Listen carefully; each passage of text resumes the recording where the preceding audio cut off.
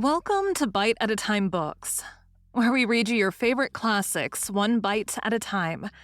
My name is Bree Carlile, and I love to read and wanted to share my passion with listeners like you. You can sign up for our newsletter at biteatatimebooks.com. You'll also find our new t-shirts in the shop, including podcast shirts and quote shirts from your favorite classic novels. Be sure to follow my show on your favorite podcast platform so you get all the new episodes. We're part of the Bite at a Time Books Productions Network. If you'd also like to hear what inspired your favorite classic author to write their novels, and what was going on in the world at the time, check out the Bite at a Time Books Behind the Story podcast, wherever you listen to podcasts. Today we'll be continuing Les Miserables by Victor Hugo. Chapter 5. Divers claps of thunder fall on Mame Bougon. On the following day, Mame Bougon, as Courfeyrac styled the old portrait's principal tenant, housekeeper of the Gorbeau hovel, Mame Bougon, whose name was, in reality, Madame Bougon, as we have found out. But this iconoclast Courfeyrac respected nothing. Mame Bougon observed with stupefaction that Monsieur Marius was going out again in his new coat. He went to the Luxembourg again, but he did not proceed further than his bench midway of the alley. He seated himself there as on the preceding day, surveying from a distance, and clearly making out the white bonnet, the black dress, and above all that blue light. He did not stir from it, and only went home when the gates of the Luxembourg closed.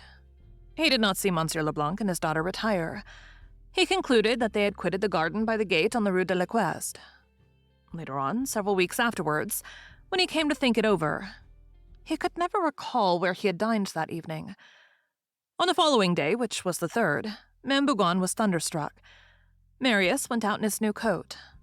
3 days in succession, she exclaimed. She tried to follow him, but Marius walked briskly and with immense strides. It was a hippopotamus undertaking the pursuit of a chamois.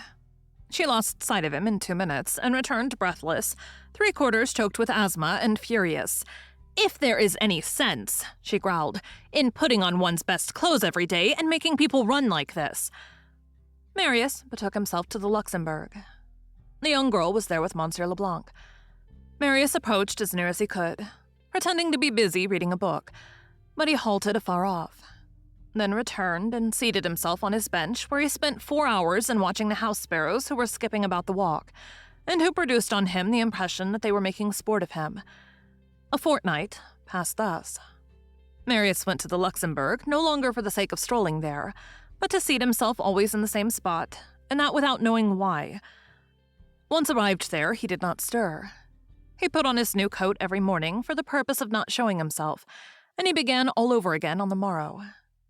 She was decidedly a marvelous beauty. The only remark approaching a criticism that could be made was that the contradiction between her gaze, which was melancholy, and her smile, which was merry, gave a rather wild effect to her face, which sometimes caused this sweet countenance to become strange without ceasing to be charming. Thank you for joining Bite at a Time Books today, while we read a bite of one of your favorite classics.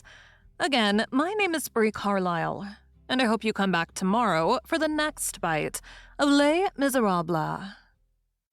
Don't forget you can sign up for our newsletter at biteatatimebooks.com. And while you're there, check out our t-shirt shop. You can look in the show notes or on our website, biteatatimebooks.com, for the rest of the links for our show. We'd love to hear from you on social media.